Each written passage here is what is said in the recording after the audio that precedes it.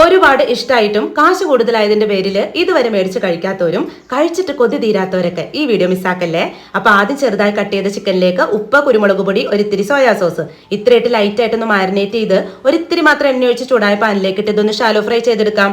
Fry ആകുന്ന സമയം കൊണ്ട് ഒരു 3 മുട്ടയിലേക്ക് ഒരിത്തിരി ഉപ്പിട്ട് മിക്സ് ചെയ്ത് ഓയിൽ ബ്രഷ് ചെയ്ത പാനിലേക്ക് ഒഴിച്ചൊന്ന് പൊരിച്ചെടുക്കാം. അപ്പോഴേക്കും നമ്മുടെ ചിക്കൻ റെഡി ആയിട്ടുണ്ടാവും. ഇനി ഒരു പാനിലേക്ക് ഒരിത്തിരി ബട്ടറോ അല്ലെങ്കിൽ നെയ്യോ ഒന്ന് സ്പ്രെഡ് ചെയ്തിട്ട് ഒരു 3 ബ്രെഡ് ഇട്ട് ഒരുപാടങ്ങ് മൊരിയിക്കണ്ട, ജസ്റ്റ് ഒന്നങ്ങ് ചൂടായി ചെറിയൊരു കളർ മാറ്റം വരുമ്പോൾ അതങ്ങ് മാറ്റാം. ഇനി ഞാനിവിടെ ഒരു മുട്ടയുടെ മയണൈസാണ് എടുത്തിട്ടില്ലേ, അപ്പൊ അതിലേക്ക് 1.5 ടേബിൾ സ്പൂൺ ടൊമാറ്റോ കെച്ചപ്പിട്ട് നല്ല പോലെ അങ്ങ് മിക്സ് ചെയ്തെടുക്കാം. ഇനി നമ്മൾ ടോസ്റ്റ് ചെയ്ത് വെച്ചാർന്ന 3 ബ്രെഡിൽ ആദ്യം ഒരെണ്ണത്തിലേക്ക് മയോടെ മിക്സ് സ്പ്രെഡ് ചെയ്തിട്ട് പിന്നെ നമ്മൾ പൊരിച്ചു വെച്ചാർന്ന മുട്ടയെന്ന് നമ്മുടെ ബ്രെഡിന്റെ വലിപ്പത്തിൽ കട്ട് ചെയ്തെടുത്ത ഒരു പീസ് വെച്ചു കൊടുക്കാം. എന്നിട്ട് അതിന്റെ മുകളിലായിട്ട് കുക്കുംബറും തക്കാളിയും കൂടി സ്ലൈസ് ചെയ്തതും കൂടി വെച്ചുകൊടുക്കാം.